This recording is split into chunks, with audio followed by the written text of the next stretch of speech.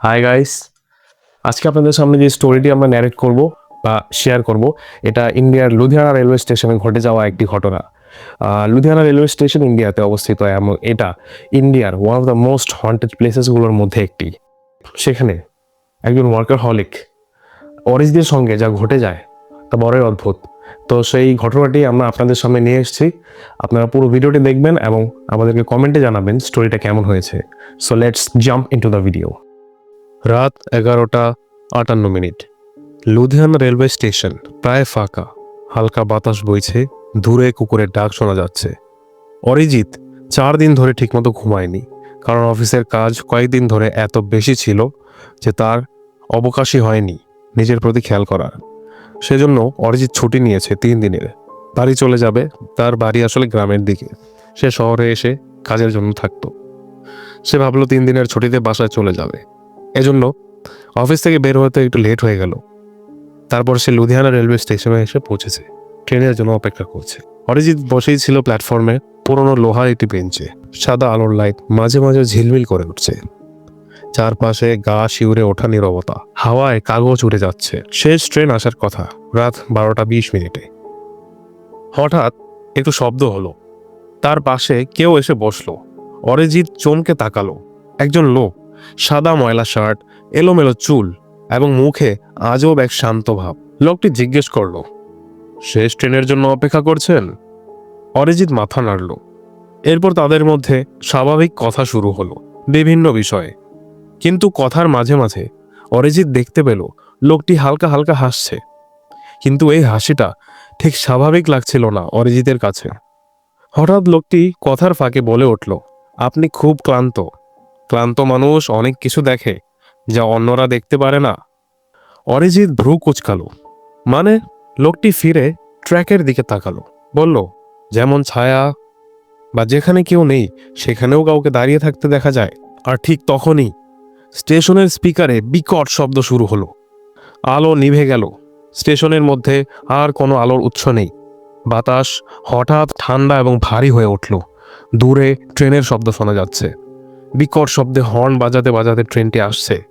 লোকটি ধীরে ধীরে উঠে দাঁড়ালো এবং বলা শুরু করলো, ট্রেন খুব শান্ত একটা জিনিস। বলল, 1 সেকেন্ড আর সব কিছু শেষ। অরিজিৎ কিছু বুঝে ওঠার আগেই লোকটি ট্র্যাকের দিকে দৌড় দিল। এই দাঁড়ান! কিন্তু সে থামল না।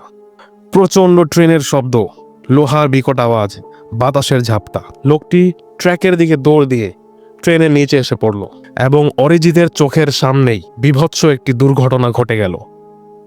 তারপর ট্রেনটি চলে গেল। নীরবতা, চারিদিকে নীরবতা। ট্রেন চলে গেছে। অরিজিৎ দৌড়ে ট্র্যাকের কাছে গেল। কিন্তু অদ্ভুত ব্যাপার, ট্র্যাকের মধ্যে কিছুই নেই, না রক্ত, না কারো দেহ, কিছুই নেই। হঠাৎ তার পেছনে একটি আওয়াজ, আমাকে খুঁজছেন? অরিজিৎ ধীরে ধীরে ঘুরে তাকালো। লোকটি তার সামনে দাঁড়িয়ে, অক্ষত, কিন্তু এবার তার মুখ বিকৃত হয়ে গেছে। বীভৎস হয়ে গেছে তার চেহারা। তার চোখে যেন কিছুই নেই, খালি অন্ধকার গর্ত। সেটা দেখার ক্ষমতা আর অরিজিতের ছিল না। সেই অবস্থাতে দাঁড়িয়ে সেই লোকটি বলল, আপনি যা দেখেন সব সময় তা বাস্তব হয় না। অজ্ঞান হয়ে পড়ে অরিজিৎ। সব আলো চারপাশে একসাথে নিভে যায়। তারপর অন্ধকার, শুধুই অন্ধকার। পরদিন সকালে অরিজিতের ঘুম ভেঙে গেল।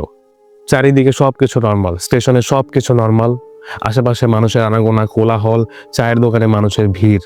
কিন্তু অরিজিৎ এখনো ভাবছে, কাল রাতে যা তার সঙ্গে ঘটে গেছে আদৌ কি বাস্তব নাকি তার স্বপ্ন ছিল। এটা নিশ্চিত হওয়ার জন্য কাল রাতে কি ঘটেছে একজন গার্ডকে জিজ্ঞাসা করলেন অরিজিৎ, কাল রাতের শেষ ট্রেনের কি হলো? গার্ড বললেন, কাল রাতের ট্রেন তো ক্যান্সেল হয়ে গিয়েছিল। এগুলো শুনে অরিজিৎ তার বেঞ্চে ফিরে আসলো। কি হয়েছে তা ভাবতে না ভাবতেই বেঞ্চের মধ্যে একটি টিকিট দেখতে পেল অরিজিৎ। সেখানে লেখা 12:20, গন্তব্য লেখা নেই এবং শেষ ট্রেন। তো হাই গাইস, এটা আমার চ্যানেল। সো আমি হরর স্টোরি ন্যারেট করি। আপনাদের যদি আমার চ্যানেলটি ভালো লেগে থাকে, I am requesting to subscribe this channel, cause আমাদের একটি ভিডিও মেক করতে অনেক পরিশ্রম করতে হয়। So your support is very important for us and আমরা সামনেও অনেক হরর স্টোরি নিয়ে আসবো। আমাদের এই ফিল্ডে অনেক কিছু করার একটি ইচ্ছা আছে, আমাদের প্ল্যান আছে। So if you like the video, please make like and do a subscribe. Thank you.